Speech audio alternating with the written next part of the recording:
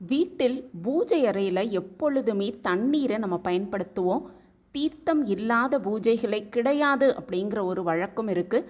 அந்த வகையில் பூஜை அறையில் தண்ணீரை பயன்படுத்துபவர்கள் நீங்களாக இருந்தீங்கன்னா நிச்சயமாக இந்த ஒரு பதிவு உங்களுக்கு தான்.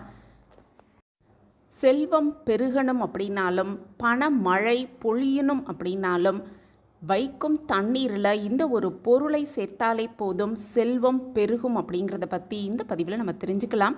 வீட்டு பூஜை அறையில் செம்பு பாத்திரம் அப்படி இல்லைன்னா மற்ற உலோக பாத்திரத்தில் தண்ணீர் வைப்பது அப்படிங்கிறது ரொம்பவே சுபிக்ஷம் நிறைந்தது. இதில் இரும்பு பாத்திரம், எவர் சில்வர் பாத்திரம், இந்த பாத்திரத்தில் தண்ணீரை வைப்பது அப்படிங்கிறது தவிர்க்க வேண்டிய விஷயம். குறிப்பாக செம்பு பாத்திரத்தில் வைப்பது அப்படிங்கிறது ரொம்பவே சிறப்பான ஒரு விஷயம். அந்த தண்ணீரை தினமுமே மாற்றி புதிய தண்ணீர் வைக்க வேண்டும் அப்படிங்கிற ஒரு பழக்கம் இருக்குது. வீட்டின் ஒவ்வொரு மூலையிலும் அந்த பூஜையில் பயன்படுத்த அந்த தண்ணீரை தெளிப்பார்கள் அப்படின்னும், இப்படி பூஜையில் பயன்படுத்திய நீரை வீட்டில் தெளித்தோன்னா நேர்மறை ஆற்றல் கிடைக்கும் அப்படிங்கிறது நம்பிக்கை. அப்படி நம் வீட்டு பூஜை அறையில் தினமுமே இறைவனுக்கு தண்ணீர் வைக்கும் பழக்கம் நம்மகிட்ட இருந்ததுன்னா நிச்சயமாக இந்த பதிவை முழுமையாக கேளுங்க. செம்பு பாத்திரங்கள் தண்ணீரை வைப்பதற்கான ரொம்ப ரொம்ப புனிதமான உலோகமாகவே சொல்லப்பட்டிருக்கு. வீட்டு பூஜை அறையில் செம்பு பாத்திரத்தில் தண்ணீர் வைப்பது வீட்டின் முன்னேற்றத்திற்கு காரணமாக இருக்கும் அப்படின்னும் நம்பப்படுது. தண்ணீர் வருண பகவானை குறிக்கிறது. அதனால தான் பூஜை அறையிலும் தண்ணீர் வைக்க நம்ம முன்னோர்கள் சொல்லி வச்சுருக்காங்க. அது மட்டுமல்ல, இறைவனுக்கு ஆராத்தி எடுத்த பின்னர், அதாவது நெய்வேத்தியமாக பிரசாதம் வைத்து ஆராத்தி எடுத்த பின்னர் தண்ணீரை வைத்து அந்த பிரசாதத்தை நெய்வேத்தியம் இறைவனுக்காக கொடுப்பது அப்படிங்கிறது தான் வழிபாட்டு முழுமையடையும் அப்படிங்கிறதும் சொல்லப்பட்டிருக்கு. வீட்டில் வைத்து வழிபடும் அந்த நீரில், அந்த தண்ணீரில் ஒரு சில துளசி இலைகளை நம்ம போட்டோம் அப்படின்னா அந்த நீர் ரொம்ப ரொம்ப புனிதமான நீராகவே மாறுவதாக ஐதீகமாகவே சொல்கிறாங்க.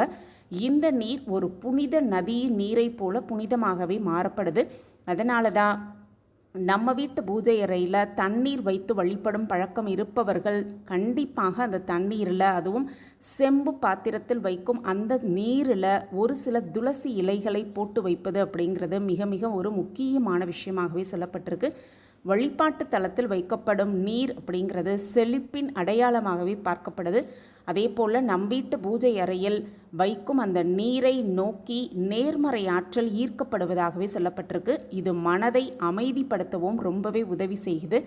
ஒவ்வொரு நாளுமே பூஜை அறையில் வைக்கும் நீரை மறுநாள் ஏதாவது ஒரு மரத்திலோ அல்லது கால்படாத இடத்திலோ ஊற்றிவிட்டு மீண்டும் புனிதமான அந்த தண்ணீரை மாற்றி வைக்க வேண்டும் அப்படின்னும், இப்படி நம்ம செய்தோன்னா வீட்டில் நேர்மறை ஆற்றல் பெருகும், செல்வம் பெருகும், பண மழை பொழியும் அப்படின்னு நம்பப்படுது. அதே போல் இரும்பு பாத்திரங்களில் நீர் வைப்பதை தவிர்த்து விட்டு செம்பு பாத்திரத்தில் வைக்கும் அந்த நீரில் கண்டிப்பாக ஒரு துளசி இலைகளை போட்டு வைப்பது அப்படிங்கிறது மிக சிறப்பான பலனை பெற்றுக் கொடுக்கும் அப்படிங்கிறது உண்மை. தினமுமே பூஜை அறையில் தண்ணீர் வைத்து வழிபடும் பழக்கம் இருந்ததுன்னா கண்டிப்பாக அந்த தண்ணீரில் துளசி இலைகளை போட்டு செல்வத்தை அதிகரித்து கொள்ளலாம். பண மழை பொழிந்து சகல சௌபாக்கியத்தோடு செல்வ வளத்தோடு வளமாகவும் நலமாகவும் வாழலாம். இந்த பதிவு உங்களுக்கு பயனுள்ள பதிவாக இருக்கும் அப்படின்னு நான் நம்புகிறேன். நம்ம சேனலில் நீங்கள் ரொம்ப ரொம்ப ஆதரவு கொடுத்துக்கிட்டு வரீங்க. எனக்கு ரொம்ப ரொம்ப சந்தோஷம். மீண்டும் ஒரு புதிய பதிவில் பார்க்கலாம். நன்றி, வணக்கம்.